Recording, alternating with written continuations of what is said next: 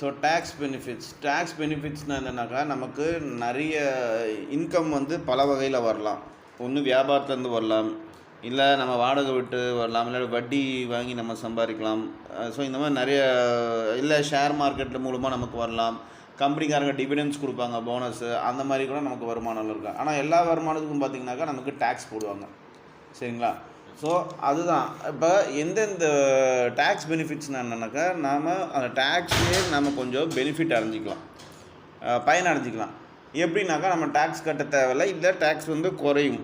எதை பண்ணால் டேக்ஸ் குறையும் அப்படின்னாக்கா, நாம் ஃபிக்ஸட் சார்ஜஸ், அதாவது டெப்ட்டு, கவர்மெண்ட்டில் டெப்ட்டு ஈக்விட்டிஸ் ஃபண்ட் எல்லாமே இருக்குது, அதில் நம்ம இன்வெஸ்ட் பண்ணோன்னாக்கா நமக்கு டேக்ஸ் கம்மியாகும்.